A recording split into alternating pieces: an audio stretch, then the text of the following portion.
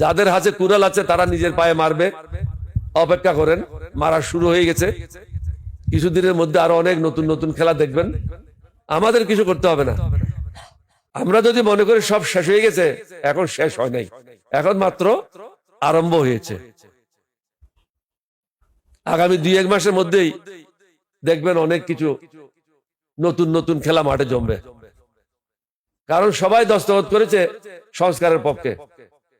এখন যে যার যার সুবিধা মতো ফতোয়া জারি করছে, এগুলির তো একটা ব্যাকফায়ার আছে।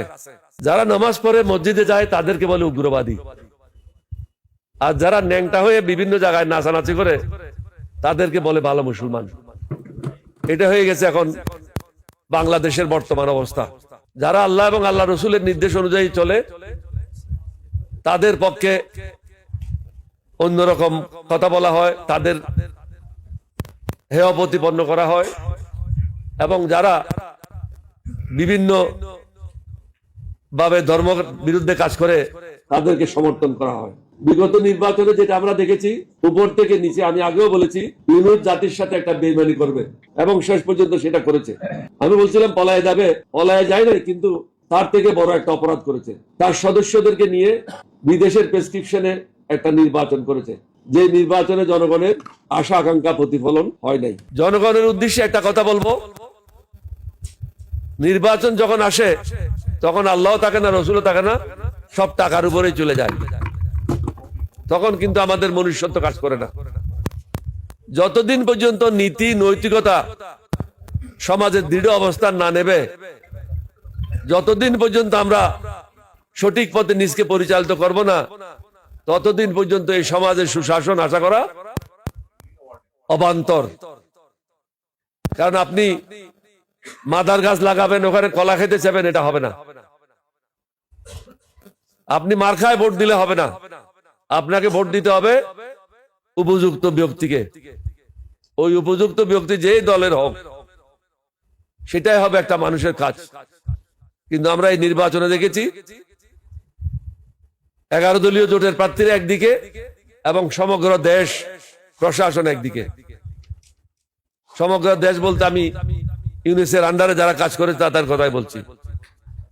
এখন তো একজন উপদেষ্টা অকপটে স্বীকার করেছে তার বাবাও ছিল শহীদ রাষ্ট্রপতি জিয়াউর রহমানের,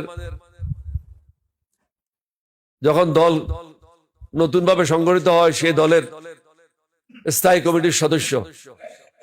প্রেসিডেন্ট জিয়া যখন মারা যান সার্কিট হাউসে, সিঁড়ি দিয়ে উঠলে ডান দিকের রুমে ছিল শহীদ রাষ্ট্রপতি জিয়াউর রহমান, বাম দিকের রুমে ছিল বদরুদ্দোজা চৌধুরী আর এই মহিলার বাবা সৈয়দ মহিবুর রহমান। শহীদ রাষ্ট্রপতি জিয়াউর রহমানের মৃতদেহ ফেলে রেখে দুজনে সকালে লুঙ্গি পরে পলায়ন করেছিল। সুতরাং তাদের বংশে যারা আসছে তাদের কাছ থেকে কি আশা করতে পারেন? যারা আগের থেকে নেতাদের সাথে বেইমানি করেছে, দেশের সাথে বেইমানি করেছে, তাদের সন্তানদের কাছ থেকে আর ভালো কিছু আশা করতে পারেন না।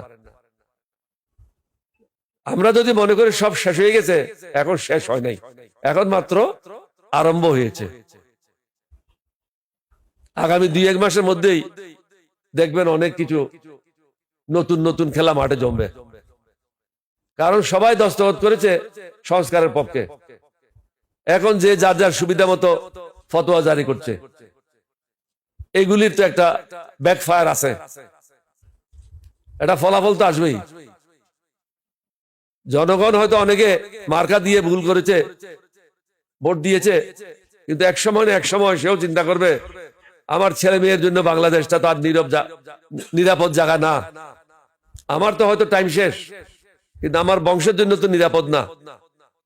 আমাদেরকে দেখতে হবে বাংলাদেশ সুশাসন কিভাবে আসে এবং সত্যের পথে থাকে, ন্যায়ের পথে থাকে, এবং এটা একটা গরিব মেহনতি মানুষদের জন্য ন্যায় বিচার যেন সমানভাবে পায়। এখন বড় লোকেরা বিচার পায়, গরিবদের জন্য কোনো বিচার নাই, কোনো জায়গায় গরিবদের কোনো জায়গা নেই। কিন্তু গরিবেরা এবার ভুল করেছে, মার্কা দিকে ভোট দিয়েছে।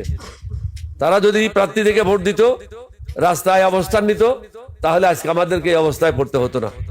যা হোক, এখন আমাদের কিছু করার নাই। যাদের হাতে কুড়াল আছে তারা নিজের পায়ে মারবে, অপেক্ষা করেন, মারা শুরু হয়ে গেছে। কিছুদিনের মধ্যে আরো অনেক নতুন নতুন খেলা দেখবেন। আমাদের কিছু করতে হবে না, যারা ভুল পথ দিয়ে আসে ভুল পথে তাদেরকে আবার যাইতে হবে।